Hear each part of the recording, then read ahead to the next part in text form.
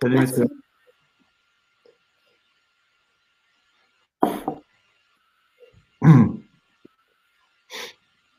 Je crois que c'est bon. Je sais pas. Bonjour à tous.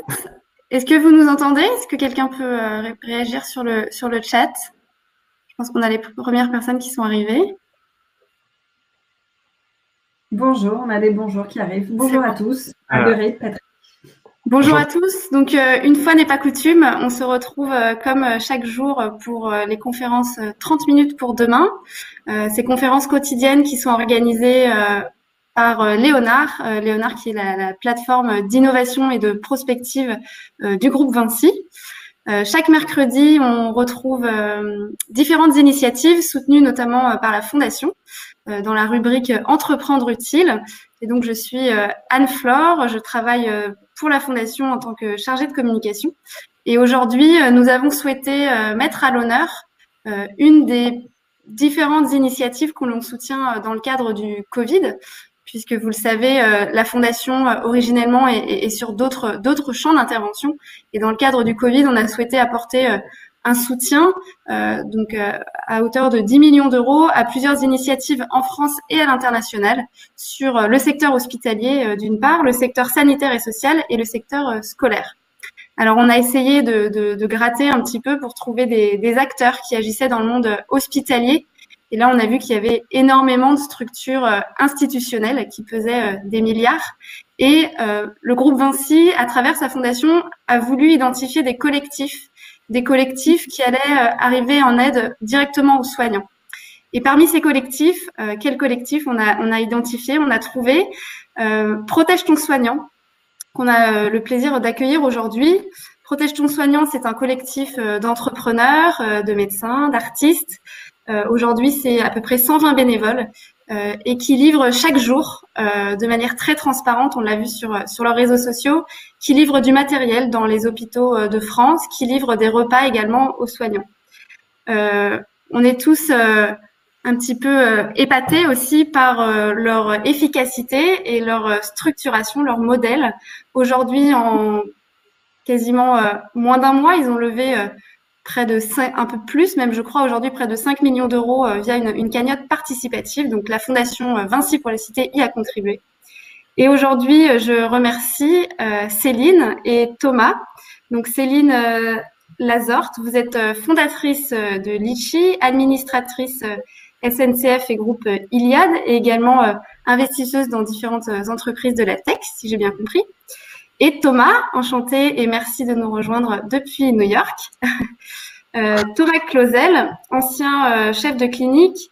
En 2016, vous avez créé une plateforme d'intelligence artificielle à destination des médecins et des chercheurs. Et aujourd'hui, vous êtes, si je puis dire, le représentant du comité scientifique de Protège ton soignant. Merci à tous les deux de prendre ce temps, de nous rejoindre.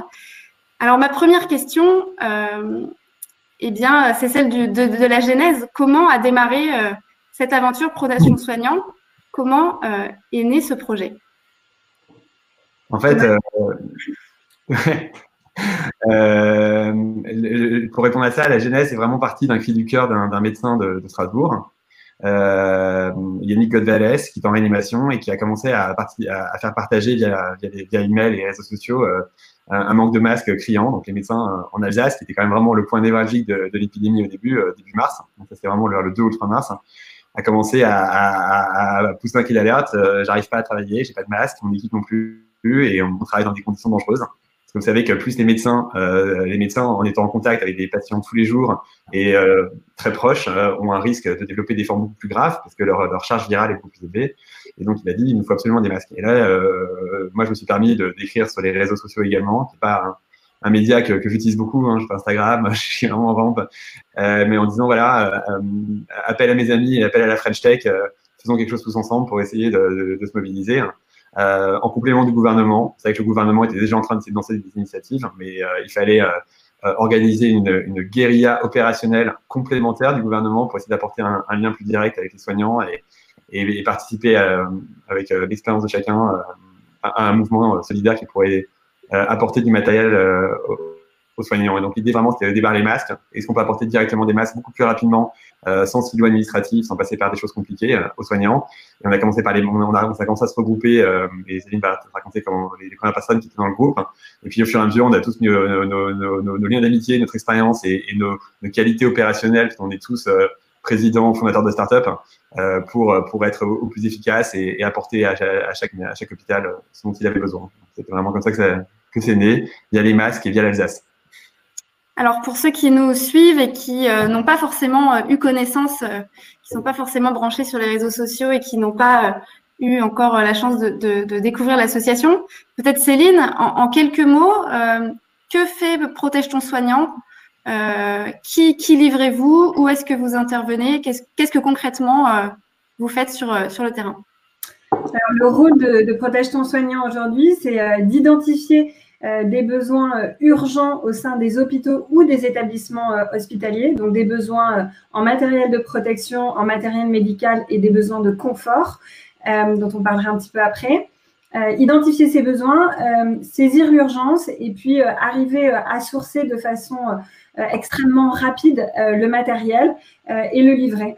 La plupart du temps, on arrive à faire ça en 48 heures, 72 heures, parfois dans la même journée. Donc, ça peut être par exemple l'hôpital de Colmar qui a besoin de vidéolaryngoscope. On va sourcer le matériel et le faire livrer.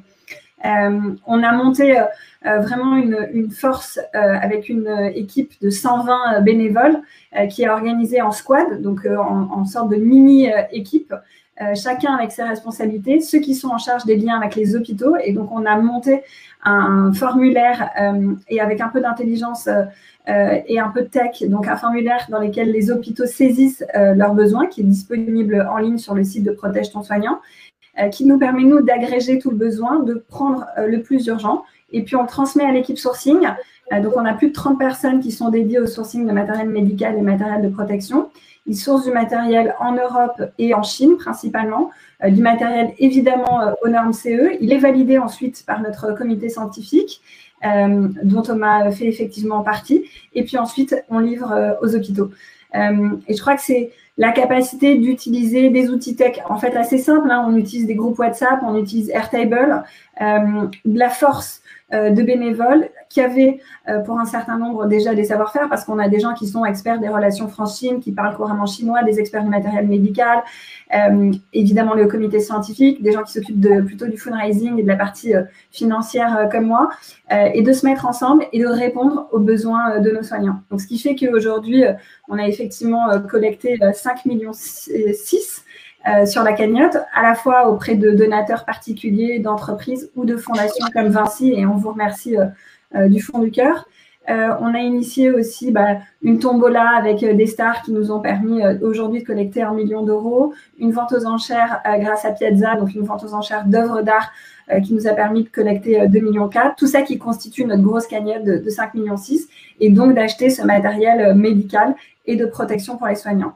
Et enfin, je le disais au début, on a aussi organisé un réseau un peu plus lié au confort, parce qu'en fait, et Thomas est médecin, donc il vous l'expliquerait mieux que moi, mais les médecins se sont mis dans les services hospitaliers à manquer de tout, et même des choses les plus basiques, comme par exemple de la crème hydratante pour les mains, parce que le gel hydroalcoolique brûle les mains, de vêtements, parce qu'ils faisaient des gardes de parfois 40 ou 50 heures et qui rentraient plus chez eux. Les patients avaient besoin de kits de toilette, parce que leur famille ne venant plus, ils n'avaient plus ni shampoing ni gel douche, et donc on s'est dit, mais il faut qu'on réponde aussi à ce besoin. Et donc aujourd'hui, on livre également à peu près 4500 repas par jour dans les hôpitaux partout en France, des matériels de confort, comme je le disais. Et au total, on a livré 186 établissements hospitaliers à ce jour. Très beau résultat. Je suis toujours épatée de voir à quel point, finalement, en peu de temps et avec une équipe pluridisciplinaire, vous avez et vous continuez de livrer chaque jour autant d'hôpitaux. Ouais, voilà, justement, j'allais poser la question, quel est le secret? Ça peut paraître assez fou de voir l'impact aujourd'hui que vous avez et le nombre d'hôpitaux que vous arrivez à livrer et le nombre de millions d'euros que vous arrivez à collecter. Quel est le secret qui, selon vous, a contribué et contribue à un tel engouement? Thomas, il dit à chaque fois que c'est la start-up où il y a le plus de CEO. C'est vrai. Ça joue. Je pense que ça, je sais pas. Je sais pas ce que tu dirais, toi, Céline, mais bah oui, je pense qu'en fait, on est tous opérationnels. Enfin, je pense que le premier secret, ça a été déjà la mission. On est tous hyper motivés pour aider les soignants. On a tout de suite compris le besoin. On a été vite tous en relation avec les soignants, à parler à des réanimateurs à la Pitié, à des médecins à Strasbourg, à des gens à Dixon, et on a vite compris qu'il y avait vraiment quelque chose à faire de rapide. Donc déjà, le sens de la mission, c'est important. On ne mobilise pas les gens sur une idée qui est pas concrète. Et ensuite, ouais, je pense qu'on a été vraiment, on était très transversal comme équipe de départ. Donc Céline a ramené pas mal de gens autour de nous. Daniel qui a créé Deezer, Simon qui a créé Ma Major Company, Jonathan de PeopleDoc, Tatiana qui a fait beaucoup de boîtes et qui a fait assister avec Céline, et Alexis oui, merci. Et du coup, en fait, on était tous un peu des spécificités un peu techniques ou scientifiques hyper complémentaires. Et on s'est tout de suite assez verticalisé sur des missions, des grands donateurs, essayer de trouver, essayer de sourcer les besoins plus près des médecins, essayer de faire la partie technique pour Daniel avec la plateforme de mise en relation avec les médecins et d'agrégation des besoins. Et franchement, je pense le fait qu'on était tout de suite sur une mission commune, mais sur une opération assez séparée, fait qu'on a été très efficace. Et puis après, je pense qu'on est tous copains aussi et on s'entend super bien, on a bien rigolé. C'est vachement important de passer des bons moments et on a exactement. Et du coup, au total, c'était aussi super rigolo et c'est un moment formidable. Je pense que quand Protège Soignant s'arrêtera, on aura tous un pincement au cœur. Voilà, pour moi, c'est vraiment la transversalité, la mission. Et voilà, Céline, tu as peut-être des trucs que tu… Ouais, c'est vrai qu'après, les équipes et les personnalités qui nous ont rejoints, elles ont aussi évidemment partagé ce sens de la mission. Je crois qu'il y a un truc un peu con, mais tout le monde bosse plus de 12 heures par jour avec une volonté et une envie d'aider les médecins à passer cette crise qui est une mission qui nous relie tous. Je vous donne un exemple. Avant-hier, je voulais appeler un des gars qui bosse sur un des entrepôts parce qu'il se trouve qu'en fait, à la base, son métier, c'est d'être réalisateur et donc je voulais lui confier un projet de vidéo. Et il m'a répondu, non, mais en fait, Céline, on ne peut pas se parler avant 19h parce que là, je m'occupe de l'entrepôt. En fait, il porte des cartons quand même toute la journée et il charge et il décharge du stock. Et je pense qu'il était tellement à fond dans sa mission que c'était inenvisageable pour lui qu'entre 9h et 19h, on se parle sur autre chose parce que ça allait lui faire perdre du temps dans sa mission qui était de s'occuper de recevoir le matériel et de le dispatcher. Et je crois que ça, en fait, ça traduit exactement l'ambition et l'âme qui nous anime tous de réaliser nos missions de façon la plus rigoureuse possible, la plus professionnelle possible, et dans un seul but, c'est absolument pas un dessein personnel, mais cette mission commune de protéger nos soignants. Et ça peut fonctionner qu'effectivement, si c'est sur une durée de temps courte, c'est pour ça qu'on a commencé le 21 mars, on a décidé qu'on arrêtait le 31 mai, parce qu'on est 120 à bosser 12 heures par jour et que ça ne peut fonctionner que si on a cette organisation-là et donc on veut faire nos missions à fond. Et pour les faire à fond, il faut qu'il y ait une fin qui soit imminente. J'imagine que ça va faire des déçus, cette fin. Pourquoi ne pas continuer en créant une structure dédiée et en pérennisant finalement cette action parce qu'on imagine que les besoins vont continuer, même post-déconfinement. Pourquoi ce choix d'arrêter ? Pour faire tourner une boîte de 120 salariés, il faut beaucoup, beaucoup, beaucoup d'argent. Et malheureusement, aujourd'hui, on ne trouverait pas les financements. Donc, je pense qu'à crise exceptionnelle, réaction et solidarité exceptionnelle. Et on a été… et on est encore là pour nos soignants jusqu'au 31 mai et que maintenant, après cela, un système de solidarité qui est plutôt basé sur l'État et national doit reprendre le relais. Ça ne veut pas dire qu'on n'aura pas envie d'inventer d'autres choses d'un point de vue médical, d'un point de vue logistique, etc. Mais en tout cas, que le format Protège ton soignant, il arrive au bout de sa mission, je crois, à fin mai. L'urgence de la crise sanitaire, elle sera, je l'espère, derrière nous, même si, évidemment, on va vivre des mois avec ce virus et Thomas en parlera mieux que moi. Mais en tout cas, le haut de la vague, on a fait notre job, je crois. Et ouais, pour ajouter à ce que Céline aussi, on a vraiment essayé dans tout ce qu'on a acheté, il y avait du matériel de jour le jour, comme des masques, des surblouses. Mais on a aussi acheté des échographes, des respirateurs, des choses qui vont vraiment servir à long terme. Et on a toujours eu cette envie quand même d'aider un peu à rééquiper les services avec du matériel qui leur sera hyper pratique pour les années à venir. Donc l'effet de protection soignant, il durera bien plus longtemps que la crise Covid, même si on ne sait pas combien de temps ça va durer. Et voilà. Et l'autre chose qui est importante aussi, c'est qu'on essaie de vraiment transmettre nos fournisseurs ce qu'on a appris aux équipes soignantes, aux hôpitaux qui le demandent, pour vraiment essayer de les aider à avoir aussi ces circuits directs pour se fournir en matériel médical. Donc vraiment, protection soignant survivra à la fin officielle, ça c'est sûr, parce qu'on aura laissé pas mal de traces derrière nous, quoi. Et qu'est-ce qui a été justement… Ah pardon, je t'interromps. Je ne sais pas si vous allez voir, mais on a livré donc sur mon téléphone hier à la Maison des Femmes un échographe, un vidéocolposcope, un divan d'examen. Donc c'est aussi du matériel qui restera un petit peu plus sur le long terme et donc qui permet d'avoir une solidarité qui perdure. Qu'est-ce qui a été le plus difficile? Est-ce que c'est de mobiliser ces 120 bénévoles? Est-ce que c'est de trouver finalement les sources d'approvisionnement? On a beaucoup parlé en tout cas dans les médias, il y avait pas de masques, etc. Est-ce que vous vous êtes confronté à ce genre de difficultés ou est-ce que finalement l'approvisionnement a été relativement facile? Je dirais que tout est difficile. Parce qu'effectivement, déjà, on ne gère pas notre argent, donc on a une volonté d'extrême transparence. J'ai vu une question d'Estelle, s'il y a un bilan disponible. Tous les jours, on publie sur notre site les achats du jour, le montant exact à l'euro près qui a été dépensé au total. Et on fera ça jusqu'au bout du dernier euro de la cagnotte. Donc ça, on a vraiment cette volonté-là. C'est évidemment, on prend des risques à chaque fois qu'on achète un nouveau stock parce que si on référence un nouveau fournisseur, il peut y avoir un risque. Il y a un risque sur le pont aérien, il y a un risque sur le dédouanage. Donc franchement, c'est évidemment à chaque nouvelle commande et chaque stock qui arrive, un stress et un travail surtout d'une équipe de s'assurer de la qualité du matériel, de la qualité du prestataire, de faire le suivi. Les dossiers de dédouanage, vous n'imaginez même pas le nombre de papiers qu'il faut. C'est juste du délire. Donc, c'est un investissement de chacun pour que chacun des maillons de la chaîne il fonctionne et qu'on puisse livrer nos hôpitaux avec du matériel de qualité. Thomas tenait aussi beaucoup à ce qu'on achète du matériel qui soit déjà connu par les services. Donc voilà, ça c'est vraiment notre mission de A à Z. Peut-être tu peux en parler, je trouve que c'est aussi très intéressant, Thomas.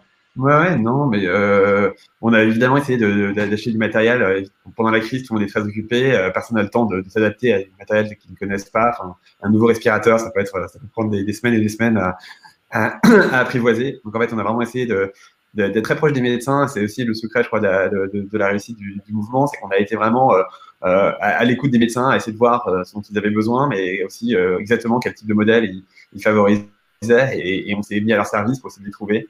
Et chaque demande d'un médecin, et on en a des centaines par jour, est un sprint pour les satisfaire le plus vite possible. Et je crois que ça c'était vraiment très important. On s'est rendu compte la difficulté, c'est je pense que c'était aussi de savoir où est-ce qu'on s'arrêtait, quoi, parce que quand on voit quand même l'état de pas mal de services en France aujourd'hui, pas mal de gens ont eu un petit choc en disant voilà, il y a beaucoup de choses qu'il faut combler, les manques de repas, les salles de garde vétustes, les absences d'échographes, il y a plein de trucs à faire. Et je pense qu'une des difficultés, c'était où est-ce qu'on pose la limite de protection soignant.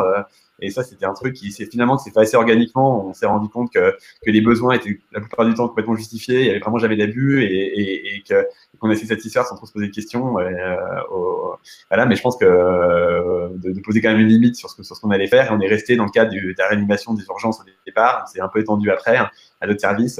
C'était ça peut-être la principale difficulté. Mais après, les choses sont faites vraiment très organiquement, comme c'est assez rare, parce que la marque a fonctionné, parce que les gens ont adhéré à l'idée du mouvement et ça c'est vraiment grâce à Céline et Tatiana notamment qui ont vraiment lancé ces initiatives dès le départ. Et donc après les choses se sont faites assez facilement. Il y a eu des détails techniques logistiques, Nadouane en parlait, mais je pense que au total on ne se souviendra pas des obstacles. Il y a Constance qui pose une question sur les fournisseurs. Avez-vous vu une différence d'approvisionnement entre le début et la fin de la crise? Si on peut parler d'une fin de crise, et notamment la naissance de nouveaux fournisseurs français?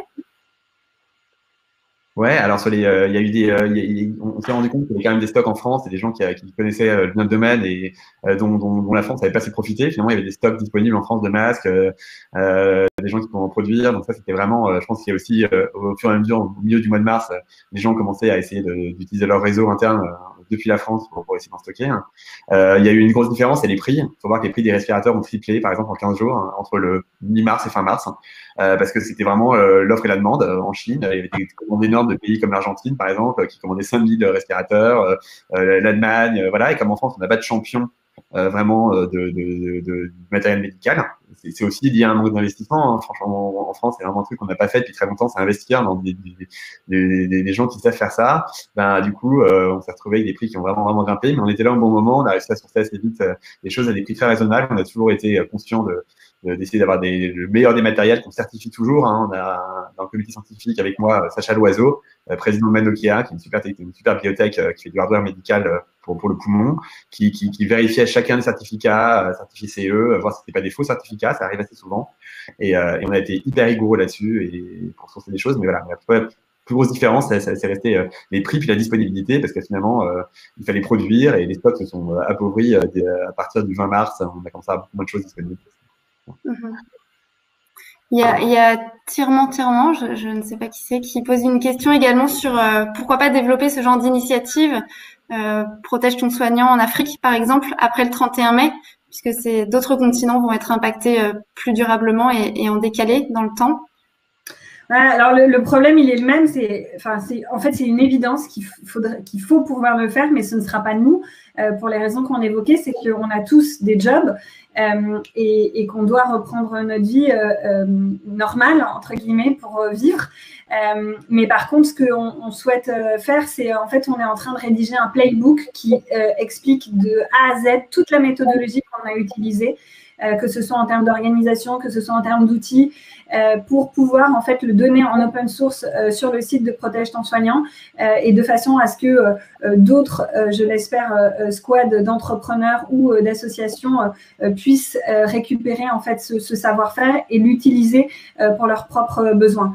Et ça, c'est au moins le cadeau qu'on peut faire, c'est d'être transparent sur toute la méthodologie qu'on a utilisée. Et notamment, et ça en fait, c'est un point que tu as soulevé tout à l'heure, c'est comment on s'organise avec 120 bénévoles. Il faut savoir que moi, je ne connais pas 80% des gens qui sont maintenant bénévoles de Protège ton soignant. Je pense que c'est pareil pour Thomas. Et c'est la force du collectif et de l'organisation. Et on a réussi à s'organiser, notamment, en fait, juste avec l'usage de WhatsApp, puisqu'on a plus d'une trentaine de groupes WhatsApp, avec des règles d'organisation sur qui dirige le groupe, qui peut poster sur le groupe global, quelles sont les responsabilités de chacun. Et ensuite, chaque équipe est autonome.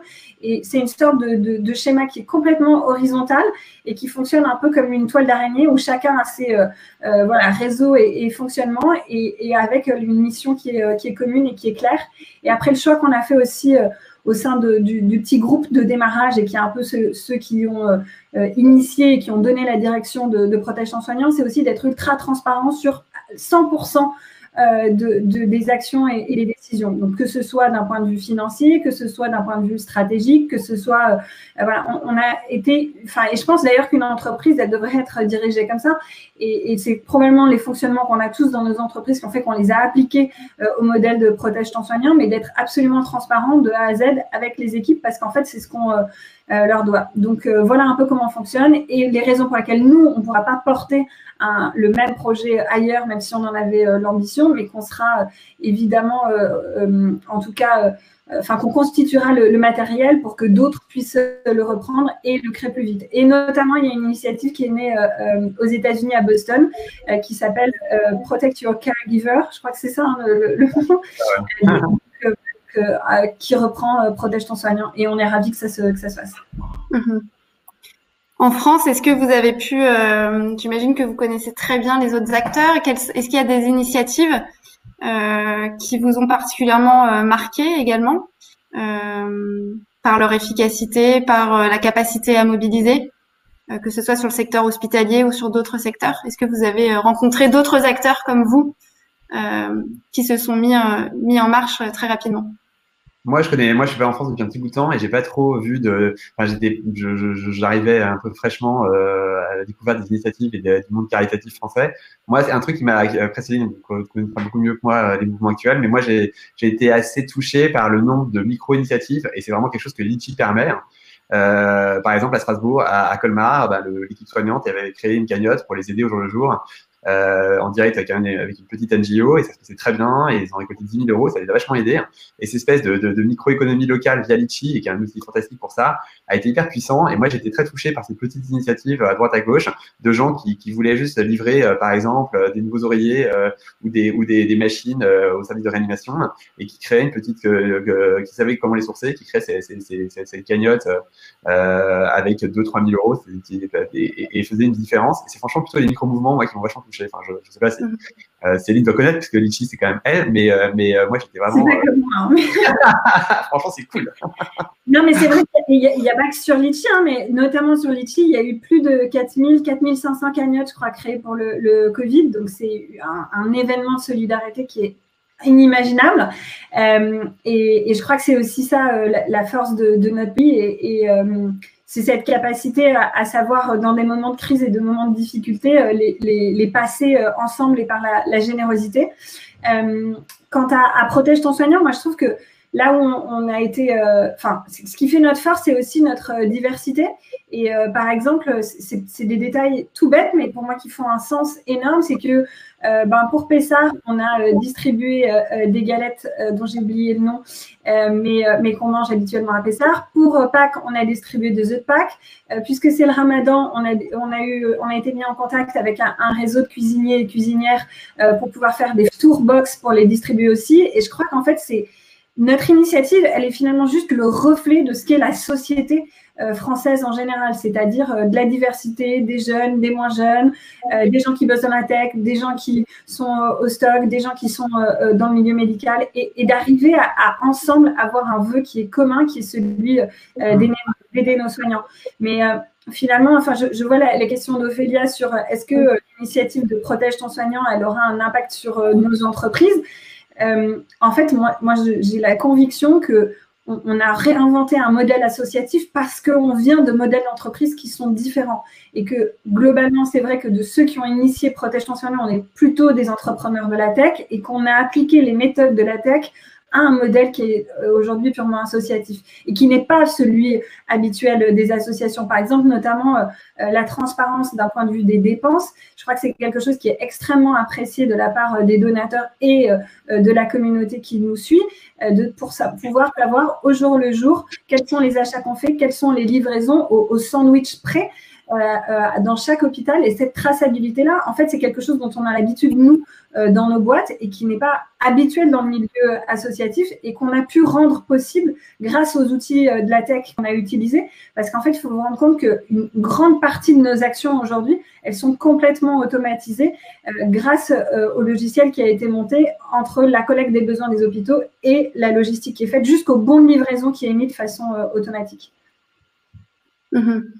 Donc finalement, vous avez appliqué, on va dire, les codes et les méthodes de la tech et de vos entreprises appliquées au secteur associatif, ou en tout cas à cette initiative. Est-ce qu'à l'inverse, il y a des choses avec lesquelles vous repartez en plus, que ce soit dans le mode de management ou d'autres? Est-ce qu'il y a des choses que vous allez faire différemment à présent dans vos entreprises et en tant qu'entrepreneur? Céline? Moi, je repars avec une solidarité décuplée. C'est déjà quelque chose que j'ai vécu pendant plus de 10 ans, effectivement, chez Litchi, mais c'est aussi quelque chose que je vois là aujourd'hui. Et je pense qu'on a créé un truc entre bénévoles ou collectif Protège ton soignant qui nous restera, je pense, à vie.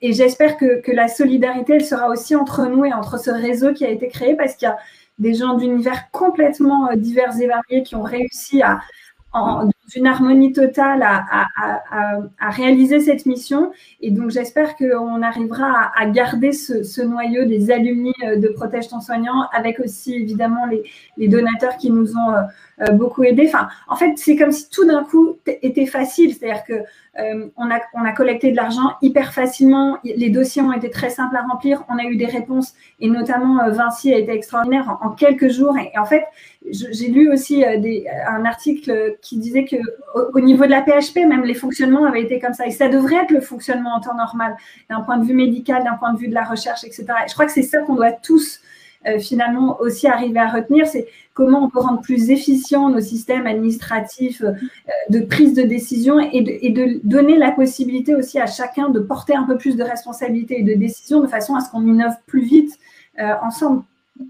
Ah oui, un message hyper important, Céline, sur la transparence, parce que par exemple, aux hôpitaux, vous savez que dans un hôpital, quelqu'un qui est soigné, par exemple, s'il a une prise en charge à 100%, n'aura même pas conscience du prix qu'il coûte à la société. Et à l'hôpital aujourd'hui, c'est impensable de ressortir en disant voilà, vous avez coûté 150 000 € parce que vous avez eu 6 chimiothérapies, mais vous ne payez rien. Et cette transparence-là, on se l'interdit dans des milieux administratifs, alors que c'est vraiment hyper important. Et je pense que la confiance vis-à-vis du système se reconstruit par ça. Et je pense que s'il y a une transformation à faire de protection soignant à l'hôpital en général, c'est pas que la tech, c'est aussi, en effet, cette transparence que j'entends dans ta bouche, Aline, et du coup, j'avais pas forcément pensé comme ça, et je trouve ça super important.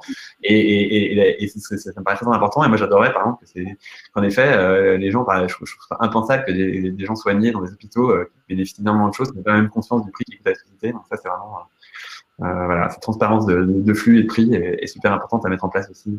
Aujourd'hui, on espère que les gens vont s'inspirer de ça aussi. Merci. Il y a Mathieu qui pose une question, Mathieu qui fait également partie de l'équipe de la Fondation, qui pose une question finalement sur vos relations avec, on va dire, les institutions, avec le ministère de la Santé, l'ARS. Avez-vous eu un soutien? De quelle forme? Des bâtons dans les roues, au contraire?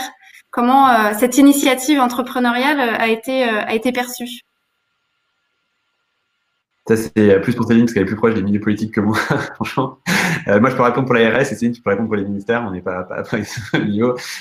Écoutez, je crois que l'ARS, faut pas non plus... l'ARS, on a été en contact indirectement ou directement avec l'ARS pour des validations de type de modèles. On les a mis au courant. Après, l'ARS peut présenter l'université au niveau français sur pas mal de process. Et donc, ils ont été au courant et informés, mais ça n'a pas été un relais particulier dans nos relations. Donc, je finirais sur une relation relativement neutre vis-à-vis de l'ARS. L'ARS est très important pour mailler le territoire et avoir des locaux, mais c'est aussi parfois un frein administratif un peu lourd. Et voilà, sur l'ARS en particulier, je me permets de le dire parce que je pense qu'il y a quand même des progrès à faire. Mais bon, en tout cas, je pense qu'ils ont quand même fait ce qu'ils ont pu. Et là, il y a eu un réveil avec des livraisons, notamment médecins libéraux, plein de trucs qui est vraiment efficace au jour d'aujourd'hui. Et au niveau ministériel, Céline, je pense que tu as un plus fort. Je ne sais pas ces contacts-là. Non, je pense qu'ils ont été dans leur rôle, c'est-à-dire qu'on n'a eu ni bâton dans les roues, ni soutien particulier. Et moi, je pense que c'est très bien comme ça. Donc, voilà, on a eu des encouragements. On a eu des coups de main aussi quand il y a eu, notamment deux fois, on a eu des difficultés, une fois sur du dédouanage, une fois, et donc ça, on a été aidés. Mais voilà, l'État est à côté. Et on a souhaité aussi avoir une totale indépendance dans nos actions et on nous a foutu la paix. Donc, je pense que c'est parfaitement en ordre de marche. Est-ce que finalement, c'est pas un cas de délégation de service public? Finalement, cette mission-là aurait dû être celle peut-être de l'État et finalement, elle a été prise en charge de manière assez agile et réactive par un collectif d'entrepreneurs. Est-ce que finalement, c'est pas vers ça qu'on devrait tendre pour d'autres enjeux sociétaux? Moi, je crois que plus la société et plus les gens sont libres de faire ce qu'ils veulent et ce qu'ils peuvent, plus on est heureux. Mais ça, c'est une philosophie très libérale qui est la mienne. Et je ne crois pas du tout à un État surpuissant. Je pense que, en fait, par exemple, c'est très intéressant de voir les problématiques qu'il y a eu au niveau des masques. En fait, l'État ne pouvait que référencer que peu de partenaires parce que c'est compliqué d'un point de vue de l'État de choisir un partenaire chez qui on va acheter des millions et des millions de masques, voire des milliards. Et donc, du coup, c'est une logistique beaucoup plus lourde, des délais de production beaucoup plus lourds. Et en fait, tout devient complexe quand c'est ultra centralisé. Alors, si les choses sont beaucoup plus décentralisées et qu'il y a beaucoup plus de liberté d'agir, on va plus vite et on est plus efficace. En tout cas, moi, c'est comme ça que je vois les choses. Donc, moi, je ne crois pas à un État surpuissant. Je pense qu'on attend trop aujourd'hui et on délègue trop de choses qui devraient être finalement décentralisées. Après, évidemment, moi, je suis très touchée de la situation dans laquelle se sont retrouvés nos médecins pour être notamment d'une famille médicale et de voir l'hôpital public en souffrance comme ça est quelque chose qui n'est pas acceptable et qu'on doit collectivement combattre, je crois. Une question sur l'international de Constance, destinée à Thomas. Thomas, puisque vous vivez aux États-Unis, que se passe-t-il sur le même plan? Qu'en est-il en termes d'équipement des hôpitaux, l'état des personnels soignants? Est-ce que la situation est similaire ou différente? Alors moi en ce moment, enfin, j'habite à New York, mais là on est rentré en Bretagne pour quelques semaines. En fait, aux États-Unis, il y a une notion très différente de la philanthropie. Finalement, en France, enfin moi c'est mon avis, il n'y a pas vraiment de philanthrope au sens philanthropie réelle du terme. Enfin, il n'y a pas ces grands philanthropes que sont Bill Gates à différents niveaux. Et aux États-Unis, il y a vraiment cette notion de toujours faire des side projects, d'aider assez constante. Et je trouve qu'il y a toujours cette notion de donation. Dans les hôpitaux, vous allez, il y a des noms partout de gens qui ont donné un microscope, un machin. Donc c'est en fait cette micro-aide constante, je trouve qu'elle est beaucoup plus présente aux États-Unis et les Américains sont plus habitués à aider, je trouve, au jour le jour, même s'ils ont moins d'aide eux-mêmes. C'est toujours un peu le paradoxe français, hein, moins d'aide, mais ils aident plus. Donc je pense qu'il y a eu assez rapidement des micro-donations, plein de gens qui ont essayé d'aider, les gens se réveillent assez vite. Et aux États-Unis, tout le monde fait des side projects.